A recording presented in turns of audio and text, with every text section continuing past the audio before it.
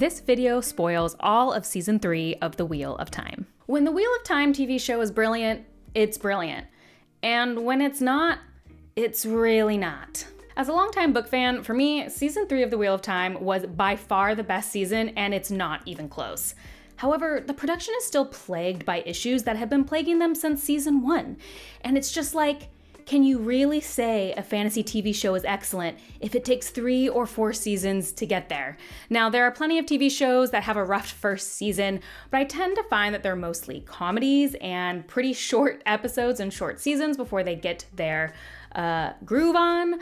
But our most popular fantasy shows tend to be excellent right from the get-go. And as much as I loved a lot of season 3, a lot of the times I felt like it was just a bunch of excellent scenes strung together without a larger narrative. And I know I'm not the only one who thought that, because that's what leads to me getting text messages from non-book reader friends saying things like, who are the Forsaken again, and what are they about? Today we're going to talk about the best parts of the show and why those parts deliver so much, and why when they aren't doing those things, it suffers. See you after the jump. So let's talk about Rand's arc this season. It's great. And I'm just gonna ignore that they did him dirty throughout season 1 and season 2, and how Stradowski just killed it this season. And like, how have they been sitting on him for this long, giving him nothing to do? Because he could have been killing it the last 2 seasons, but I'm not gonna say any of that because I'm feeling generous today. Rand's storyline was so great this season because A, it was consistent, B, it moved his character arc forward, and 3, it also moved the plot forward. These don't seem like big asks, but you'd be surprised. We start with Rand getting advice on how to be a leader. He's going to have to step up. Elaine tells him he needs an army. We are setting up his role as the Dragon Reborn. We are also setting up his conflict with being controlled. This is a huge portion of his story actually in the book, feeling that he didn't know anything in the beginning, and now he's being pulled and manipulated by all these people, and he just doesn't want to be manipulated. The scene at the end of episode 1 where he says, "We aren't going to Tyr, but the Ale Waste," that's a huge change from the books. That's actually skipping an entire novel, and we'll talk more about that later.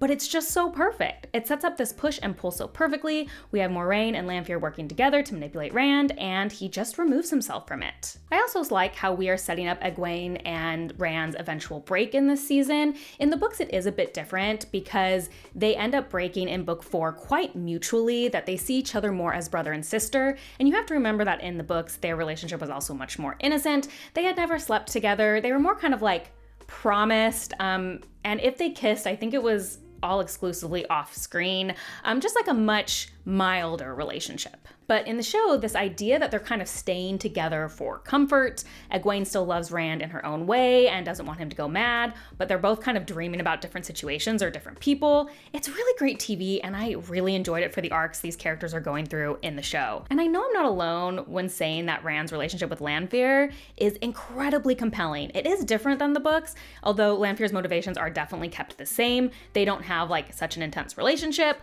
but it's great. I love it. Episode 4 is perfection. It is my favorite episode of the entire 3 seasons, and it's not even close. They let his story breathe, and they gave us an entire episode of just his story. Now, admittedly, I have wondered if this doesn't hit as hard for non-readers because some of the elements in it aren't set up quite as much.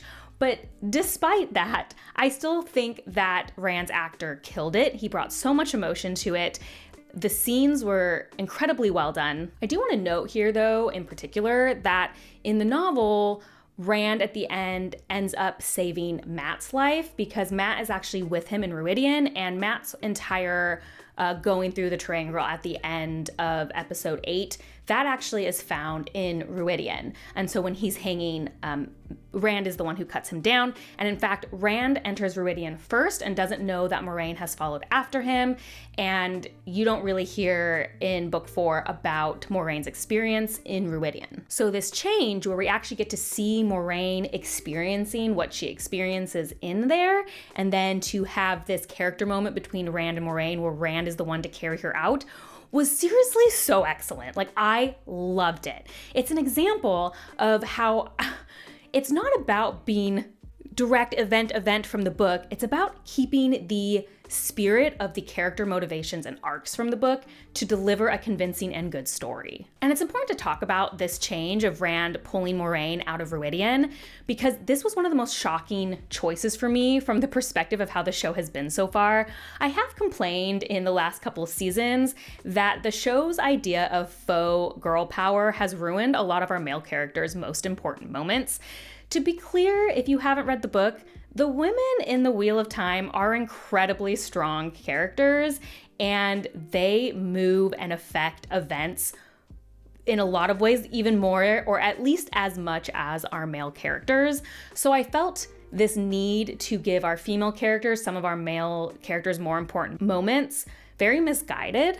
And so the idea that they let Rand as a man save a female character in Moiraine was quite shocking to me and a huge pleasant surprise, because it works so well in this moment and is another sign that having a female character needing to be rescued at a moment doesn't make them weak. I don't think anyone saw this moment and now suddenly thought Moiraine, who is one of our strongest characters in the entire series, is suddenly not cool anymore. It shows Rand and Moraine's relationship really well, how there might be a tug and pull, but they ultimately really care for each other and have the same goals.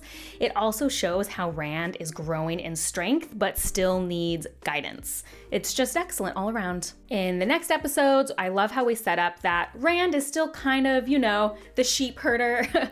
He's still very innocent. He's having this cute relationship with this young AL girl. And then at the end, there's this juxtaposition about how he accidentally kills her. And it's such a moving scene as he grapples with his power and what it is and isn't. Honestly, this scene is fantastic, but it's another moment where I wish we would have been setting up Rand's struggle with the power and what it means in other seasons a bit more. I think they have done a great job in this season of doing that. But again, I think we could have been slowly growing it instead of giving it all in this season. I also loved the Egwene and Rand scene. Again, this plays out differently in the book because it's not as dramatic, but within context of the show and how the relationship has gone, I thought it was so wonderful how Egwene is mad at Rand for dreaming about other people. I mean, he is dreaming about a Forsaken, so I get it, but then Rand kind of countering with I'm the Dragon Reborn and it's still not good enough for you, which again is really great for Egwene's character development, is someone who really does dream and want more for herself. And that's particularly a trait of hers in the book. So I really love seeing it presented this way in the show. And what's again important about Rand's arc and why it works so well is all these scenes feel really necessary, and each one of the scenes Rand's in feels like it is growing him as a character and the plot overall. So the season ends with him stepping up to be a leader to the AL and talking a lot about the prophecies and what he'll be doing, and I think it's a super strong ending. When we think of his arc, we've come a long way. We've moved the story an appropriate amount for the season, and I feel like his character had went through some significant changes, and we can see his descent as being the Dragon Reborn starts weighing more and more heavily on him. The only criticism I have for the Rand arc is so small, and it's just that I wish we hadn't moved on from that Egwene and Rand conversation so quickly. To see them working together to depose, that's not the right word, but whatever, with Lanfear and antagonize her, it felt really quick for me. I realize we don't have a lot of time in the show, but since Lanfear and Rand's relationship is one of the most compelling, I really hope we're not throwing it away that quickly, and I hope we get a little bit more breathing room in it at the beginning of next season, which I still think is possible. But overall, a super strong season for Rand, and if every character's arc was like this, we would have a fantastic show. It's not, unfortunately. Before we dive into the problems that I think are still plaguing the Wheel of Time show, I wanted to just do a quick fire things of other things I liked, just give credit where credit's due. Eleda, thought her stuff was pretty good. Egwene's accepted test was a perfect way to adapt and shorten it. This was funny. I think everyone is into this kind of thing now. I like the way they handled introducing Gabriel. Other than Rand, Swan and Leanne's actors really killed it for me this season. I was incredibly moved by their performances, and Swan's scenes where she talks with Moiraine and her final speech are some of the strongest of the season, in my opinion. This singular sentence Alana said, "The last battle is coming. I swore when I took this ring that I'd be ready to win it. And you know what I realized when the Black Aja attacked? They're ready. And we're not." Honestly, this song slapped. My biggest complaint of the series is simply inconsistent character arcs. And ironically, I think a lot of their issues with character arcs have come from very small changes they've made, rather than the very big changes they've made from the books. Okay, before we dive into this, I gotta take this off. It's driving me crazy. Okay, there we go. So if you're not a book reader, you might not know that they actually skipped an entire book in this season of The Wheel of Time. They went straight from book 2 to book 4. The events in book 3 are what happens in Tyr, and as I mentioned earlier, Rand decides not to go to Tyr and instead to go to Ruidian. I've ironically had a few non-readers in my life express shock and dismay over this decision, whereas most book readers I know were like, yeah, this works totally fine. They can move the important event that happens in book 3 to later without really changing almost anything. And honestly, based on how book 3 is structured, I think going to book 4 made a lot of sense. However, this is, admittedly, a huge change. One that worked totally fine. You flip-flop some character moments and it's easy to just skip that book for now. I actually think it matters much less than giving Perrin a beard in season 1. In season 1, the writers of The Wheel of Time decided to borrow from the future to feed the present, and they are still paying for it. In season 1, I expressed that I completely understood why they age up and darkened the characters and their backstories, but expressed concern that it might cause problems later. Unfortunately, I think I was more right than I knew because we're still being plagued by those decisions in season 3. It's all over the show, but I'm gonna particularly focus on Perrin and Mat's arc right now to exemplify why it has caused problems. So why does Perrin's beard matter? In book 4, the season that we are adapting right now, Perrin does indeed return to the Two Rivers to save them from the Trollocs and the White Cloaks. When he returns, people can barely recognize him. He's grown a beard, he has golden eyes, he's killed a few White Cloaks, which shocks his people. Quiet, reserved, gentle Perrin, who comes back with a lady? Fail has already actually been introduced much earlier in the book. In terms of the show, that would have only been last season, but we've been with her for a little bit at this point. He's friends with Aes Sedai and warders and Ael and an Ogier. Perrin, who is being commanding and helping organize our resistance. He's changed on the outside and the inside and is almost completely unrecognizable. It actually reminds me a bit of a very important scene from The Lord of the Rings. If you're a movie-only person of The Lord of the Rings, then you might not know that the end of The Return of the King is different in the books. In particular, there's a very important chapter that was left out of the movies. Honestly, I completely understand why it was left out. I think for just how movies work, it wouldn't necessarily fit, but that chapter is called The Scouring of the Shire, and it is one of my favorite chapters in the entire series. In this chapter, our 4 main hobbits, Frodo, Sam, Merry, and Pippin, return home to the Shire to see that it has been laid waste.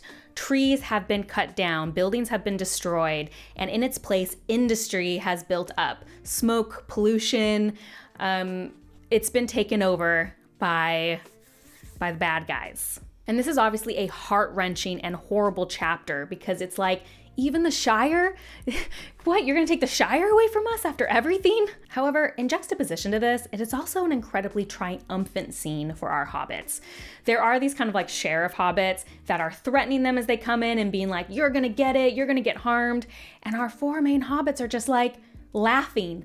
They're on their horse, they're laughing at everybody because how could you be scary after we've been to Mount Doom, after we have faced Nazguls and Sauron and Saruman? How could you scare us? And it serves as this incredible bookend to show how far our characters have come from when we first met them in the Fellowship of the Ring.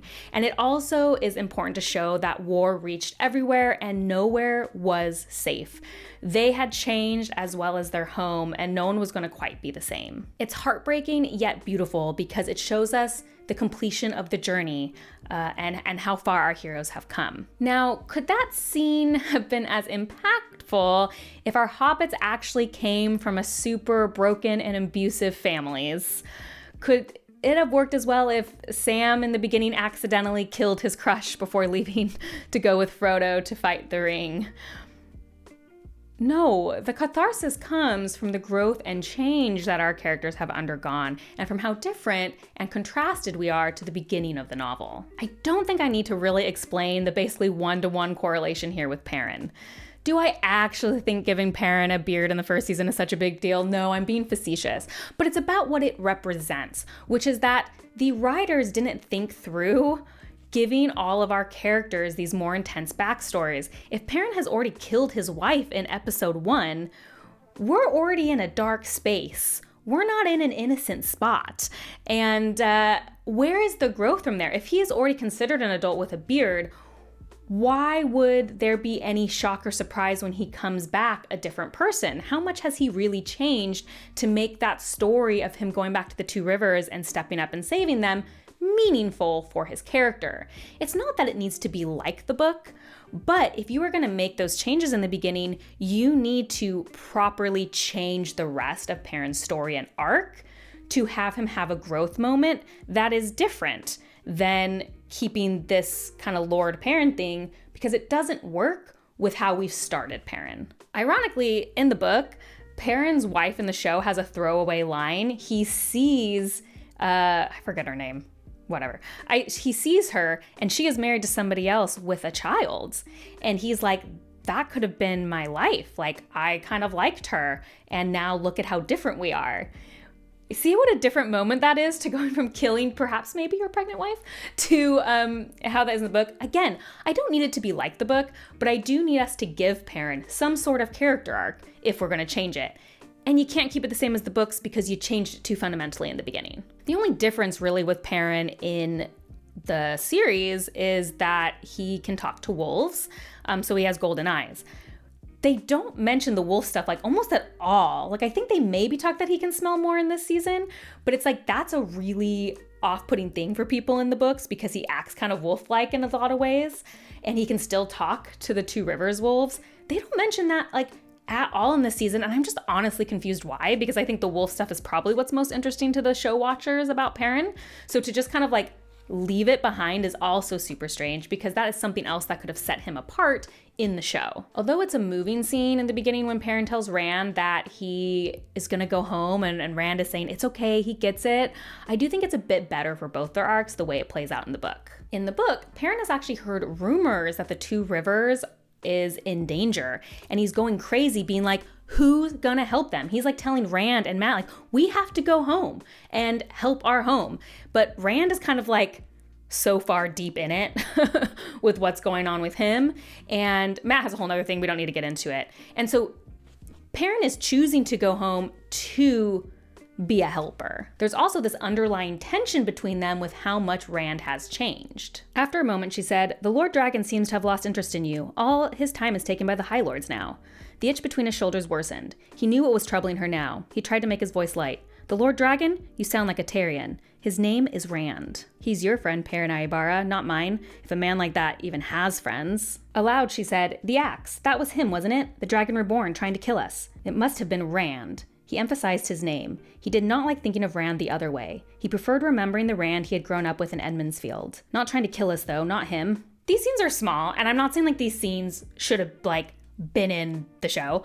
What I am saying, though, is in such a small way, it shows where our characters are. Perrin and Matt and Rand, these super close friends, have kind of splintered because crazy things have happened to them. Perrin can talk to wolves. Rand is the Dragon Reborn and is kind of like, maybe, is he gonna go mad? He's super powerful, like what's going on with him? And Perrin's desperate attempt to hold on to what used to be, refusing to consider him the Dragon Reborn and always saying the name Rand, being like, no, we are still friends, contributes so much to his story, particularly when he goes back to the Two Rivers and everyone starts treating him differently because he looks so different and acts so different, but inside he wants things to be the same. That is like a push and pull that is a character moment, and I just feel like it's really missing from Perrin in the show. Again, whether or not they want that arc, I don't think matters, but give Perrin something. He just feels like he's been kind of like pushed and pulled along the whole time with no growth. I think a great way to have done this would have been to do more push and pull with the axe and hammer. I have said this in all my other reviews, but if they were going to have him kill his wife, it's a perfect segue into just having him be like, am I a blacksmith or am I a murderer? And have that be his entire conflict, which I think would work really well. And they just dropped it so quick, which also made me laugh when they did this random up close picture of the hammer during episode 7, because it's like, why? Like, what in the show makes that a meaningful scene? They basically dropped the wolf thing the whole season, and then they just have him bury his ring to kind of like wash their hands of the marriage thing just so they can introduce his next love interest. Episode 7 is a great contrast to episode 4 because episode 7 was personally my least favorite episode of the season, and it was kind of like an episode 4, right? It was focusing on one character, really giving them their moment to shine. However, unlike episode 4, wherein Rand had the character development to get us there, I felt episode 7 felt random and out of place, and that nothing that happened in there was earned by Perrin. I mean, even when he's supposed to be like being super motivational to the people of the Two Rivers, they give a motivational speech to Alana's warder instead of Perrin. So when we get to the end and everyone's shouting for Lord Perrin, I just didn't understand why the Lord part mattered. Mat's storyline similarly suffers from these same issues. Having him have such a darker background in the beginning makes some of his beats this season make zero sense. I actually laughed out loud in the opening scene of this season with the three boys laughing jovially and being friends. Several of my book friends expressed, "Yay, finally, the Matt who seems like Matt." And I said, well, sure, season 1 Matt was like this, but season 3 Matt? And not even just like, I'm not even talking about the books, but I'm like, let's look at Matt's storyline. Matt doesn't start like the books as being like just more of a jokester, like a prankster, like think like Fred and George Weasley type things. Instead, they've given him this abusive household, this super dark story. He is a thief. He is doing some pretty serious stuff. So the point is when he gets the dagger, we don't even really notice a change. They have to make him like very creepy and murdery to show a difference because he always was so dark. Season 2, I don't even remember. What did they do with Matt in season 2? He did blow the horn at the end of the season. So now to get to season 3, where suddenly he's like jovial and silly and funny in a way he never even was in the beginning, where are we going? In fact, he acted so different this season. One of my non-reader friends messaged me and said they briefly thought they changed Matt actors again because he was acting so differently. I mean, this isn't really the most egregious rewriting of history that the show has done, so I guess we can move on. And you can't. She's dead, dead puppy heel.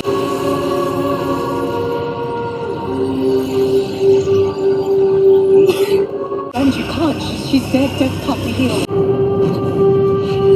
Matt's character doesn't really have a lot to do because they've been so inconsistent. Now, I do want to give some benefit of the doubt to the show because I know they were plagued with some issues, particularly with Matt.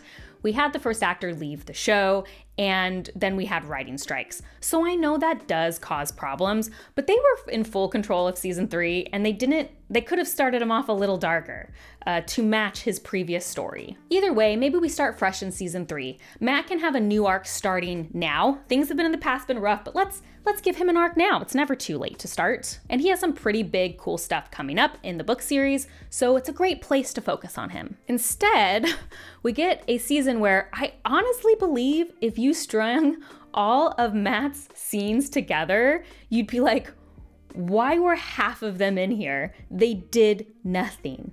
Ironically, again, as I stated earlier, the largest changes to Matt's story were actually totally fine and make perfect sense in context of the show. It is the small changes that end up affecting his arc and making his story flounder. In the novels, Matt actually goes through that twisted triangular doorway twice. Once in Tyr and then once in the Ale Waste. The first doorway gives you 3 answers to 3 questions, and the second doorway gives you 3 kind of like boons or gifts. And in fact, he specifically goes to Ruidian because the Triangular and Tyr is part of his 3 answers, told him that he had to go to Ruidian or he would die. Then he finds the second triangle there and goes in and gets his items. So technically, it's actually a huge change to have him only go through that doorway once and to move that doorway to a completely new location and not have him go to the waste at all with Rand.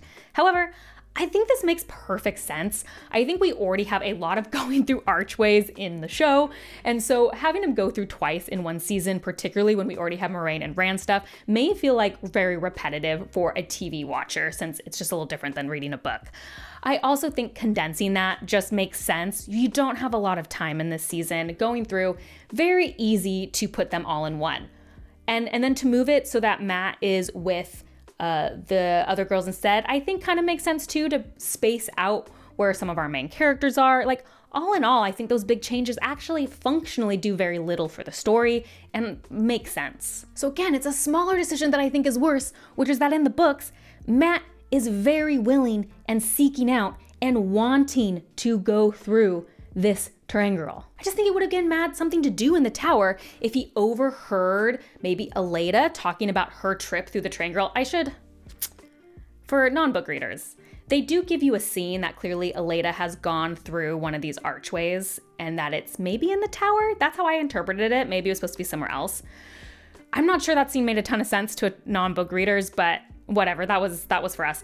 But if that was in the tower, then have Matt overhear Aleida talking about her experience in there, or have overhear someone talking about this like random red door Terangirl and that here's what it does. And then his goal is to go through it because he wants to be rid of all the Aes Sedai. He's tired of being here. He's tired of Swan controlling him. He's tired of whatever. He's really grumpy. I mean, that's kind of in the book. He's very grumpy. He doesn't want to be manipulated by anyone. It would give him something to do. Maybe he fails going through it in the tower. So then when he's in Tanchico and he sees it, he immediately goes through. Again, this is small, but I think the idea of Matt wanting to escape and wanting to know his future gives him something to yearn for. That would just make it a little bit more compelling and give him something to do in the tower. I also just think the scene should have been longer. That has nothing to do with my other complaints. I just wish they would have given this a little extra time because I think it deserved it. It's a great scene. It happens so quickly in the show, and I just feel like the show wastes so much time, and it's actually, let's just talk about that. The show wastes a lot of time. In a season that's this short, and with a series that has so much to cover and so much world building to introduce, they simply do not have the time to waste as much time as they do. I could lament all day about why shows have so few episodes now. I actually did quite a bit of research on it because I was curious, and we don't have time to go over it today. There's a ton of reasons, but the bottom line is, unfortunately, a show that should probably have 12 episodes only has 8. And I realize that's not the showrunners or the writers' fault, but that's the reality they have to work with, and I wish they were a little bit more cognizant of it. I have complained about time wasting in season 1 and season 2. I particularly think in season 1 how I talked about what a time waster it was to make the Dragon Reborn a secret for the entire season because it really hindered them. That should have only been a season for a few episodes so that we didn't have to repeat a lot of stuff. Well, admittedly, I feel like season 3 wastes a lot less time than seasons 1 or 2, so we are trending better. But one of the biggest examples of time waster is the whole entire storyline with Alana and Yvonne, her warder. Look, was this the season that I maybe rediscovered that the guy who plays Eowyn, Alana's warder, is Rafe's husband? If you wanted him to have screen time, Rafe, next time, cast him as a more important character. We've already given so much time, perhaps too much time, to the Aes Sedai and warder bond. That whole episode 4 in season 1 did feel like overkill to me, but there was good moments of that episode, even if it took a little long. We've already done that so much. Why are we having scenes that are repeating the same bits of information? And yes, were there moments where I'm like, okay, it could be interesting to explore how losing one part of a relationship of more than 2 people could be so disorienting as people grieve so differently. However, I don't necessarily think this is the time in the show to explore that when there's so much other stuff to do. It's not as compelling as some of the other relationship items. And 2, if you're going to take this long to just spin your wheels, every scene with Alana and Eowyn is like the same. He leaves to come back like 30 seconds later. What was the point? I just think time could have been so much better served to like building up Perrin's stuff or Matt's stuff. Matt's tower scenes, as I previously said, are also some I find incredibly wasteful for the most part. Imagine if instead we took some of those precious moments and set up Lan's storyline a little better so it wouldn't feel like it was coming out of nowhere with barely anything set up. What if instead we spent time developing Elaine and Avienda's relationship instead of having them just make out of nowhere and them just telling us, oh, they like each other during this month that you didn't get to see. Actually, just as a side note, if there's one thing the show was missing, is like a good slow burn romance. And Elaine and Avienda were the perfect opportunity for that. So I just wasted opportunities. To boil it down, the show is at its best when it is feeding our main narrative. So our 5 main characters are Rand, Matt, Perrin, Nynaeve, and Egwene. And when the supporting stories support those main characters and what the overarching story is, it's great. We want to remember the stakes of the story and the threat. And when we turn our wheels a lot, I think it gets lost. Ultimately, I do have other smaller complaints about the season, but I feel like they just don't really matter in the grand scheme of things. My main complaint is characterization. Give our characters arcs. Give them somewhere to go. Give them a way to grow. And the thing is, I'm just a lot more forgiving of inconsistent character arcs when it's maybe a show that people are planning all from their head, right? Maybe you think of a really good idea halfway through season 3 and you're like, shoot, let's change the trajectory a little bit. But when you have a roadmap, you know what arcs the characters need to hit, what big story beats and growth moments those characters have. So you can think early on how any actions that you change are affecting those growth moments. Again, this isn't about directly adapting the book word for word. It's about giving the feeling and the growth that the book gives. And honestly, I sense a fear in the original changes they made in season 1 because they keep kind of trying to rewrite it now because they realize what a mistake it was. I sense the fear in that if we do a show where we have these young kids and they're all bright-eyed and innocent and bushy-tailed, no one's gonna watch it. We need something gritty and we need something adult, and it's only adult if there is sex and violence because absolutely nothing else is. And like, I understand the fear. I think some of this comes from the Game of Thrones-ification of fantasy TV, and I understand the fear of it maybe seeming too Lord of the Rings-like, but like, people love the Lord of the Rings, and I think if you make a strong show, people are gonna keep watching, and you don't need to rely on gimmicks to keep people interested. After all that, I really did like season 3 though. I thought it was the strongest. I think, is this a safe time to admit that after I watched season 1 and 2, I actually legitimately felt apathetic on whether it got canceled or renewed. And I truly mean that. Like, when I found out the news it got renewed, I said, okay. And if I had found out the news it got canceled, I would have been like, okay. It truly didn't matter to me. And to be clear, that's not just because I'm like a Wheel of Time fan. I can be a total hater if I need to be. For example, I'm sorry to those of you who liked it, but I loathed The Rings of Power season 1. Finishing season 1 felt like homework and it was horrible, and I did not watch season 2, and I maybe pray every day that it gets canceled because I think it's a bad show and doesn't deserve to be on the air. So I could have been a hater, but I truly just didn't care.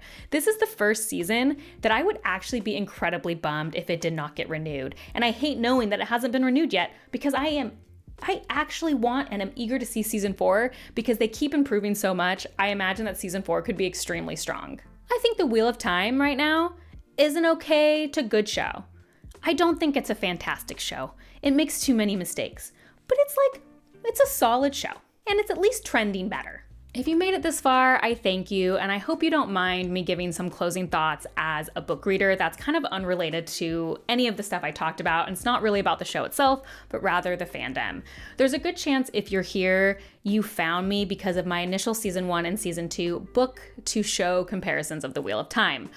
I didn't end up doing them this year because of the vitriol I experienced while doing them. I found that I hit this kind of weird spot where, because I did not hate the show and I did not love the show, people who watched that video just were never pleased with me. And it became really wearing because I love The Wheel of Time, and my experiences doing that show to book comparison was starting to sour me so much on the fandom. I was starting to lose love for something that had meant a lot to me. And there's no amount of views that would make up for that. So that is why I did not do it, because I want to keep my love for The Wheel of Time intact. That is more important to me. So that's why I didn't do it. That said, I kind of wish I had, only because I think this would have been one of the funnest seasons to do it, because they made such good changed decisions. I think it would have been a great way to highlight this is how you change something correctly and make it great, and this is how you don't do it.